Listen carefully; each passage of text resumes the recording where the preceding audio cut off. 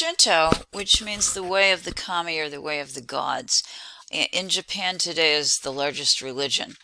It is a very old religion, the earliest indigenous faith that we know about in Japan, certainly pre-Buddhist.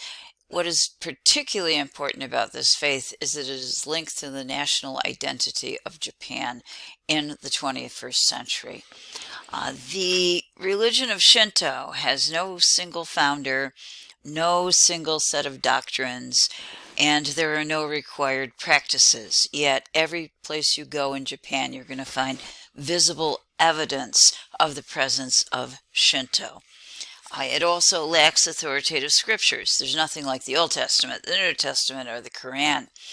The earliest record that we have, excuse me, of Shinto, in fact, is from the 8th century, and it is from the historical records in Japan, where we get the what I'm going to call the creation myth or the origin story of the first two kamis who essentially create the world. This creation myth, and we need to remember that a creation myth explains why things are the way they are, is particularly important because it gives us a view, a window into Shinto and into Japanese ideas. Okay, we have a modern depiction of the two creator kami on the screen on the right. They are Izanami, that's the female, and Izanagi, who is the male. They are going to create the world and essentially set some of the patterns for Japan in the future. Okay. They're going to do this by stirring the primordial waters. And from the spear that's used to do this, they're going to create the islands of Japan.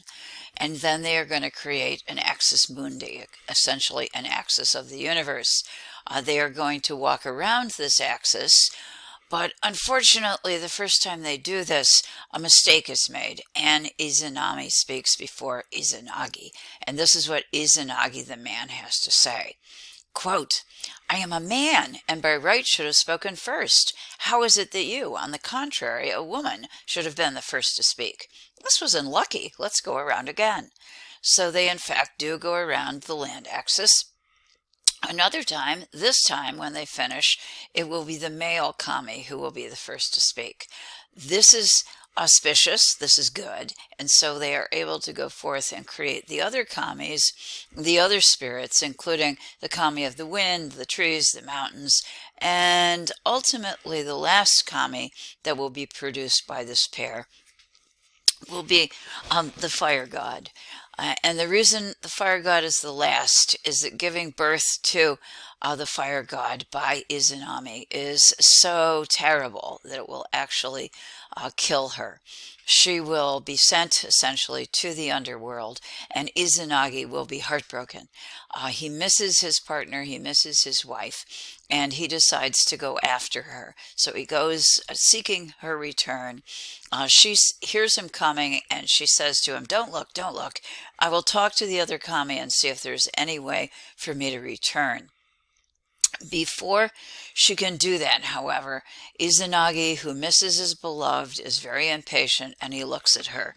And when he sees her, he sees that she is a decaying corpse riddled with maggots. He runs away in terror, and he immediately tries to purify himself. As he purifies himself, washing with water, out of the drops that comes from his left eye will be the creation of Amaterasu. Amaterasu is the sun goddess, and that is also the most important of all of the kamis in Japan, because Amaterasu is the ancestor of the emperor. In other words, the goddess who is responsible for founding the continuous imperial line in Japan today. Out of his left eye, out of his right eye, he's going to wash that as well, and we're going to end up with the moon that is born. But the moon is not going to be as important as the sun, Amaterasu. Okay, this particular story tells us a number of things about Japan. One is that it is, in fact, a male-oriented culture. The second is that purification is incredibly important, and we're going to see that with Shinto shrines. And it also tells us that Shinto is a religion, a faith that is not particularly comforting in death. Consequently, the Japanese are going to need a second complementary religion that will provide for their needs in death. And that second religion will be Buddhism. Consequently, today, most Japanese are actually practicing Shinto and simultaneously practicing Buddhism. Okay, we're looking now at the Shrine of the Wedded Rocks. This is off the coast of Japan in the vicinity of the great shrine at Ise, which is the great shrine in Japan for Amaterasu, the most important of the Shinto kamis. The wedded rocks, two of them emerging from the waters, are linked together by plaited rice straw that creates a rope combining the pair. I'm going to say in wedded union. This monument, which is a testimony to the creation story, also conveys some of the aesthetics and values of the Japanese. For one thing, we've got rocks that are of vastly different sizes. One is large, one is small, and I think based upon the story that we looked at, you can determine that the male, Izanagi, is represented by the larger of the two stones. In one of my visits to Japan, when I was seeking ceramic vessels, in fact, I went to a store and found cups like what we're looking at below. And being a liberated woman, I looked at these and I said to myself, no, that's not what I think it is. And I asked the storekeeper, who did indeed tell me these were sets of cups for husband and wife. The little one is for the wife and the big one is for the husband.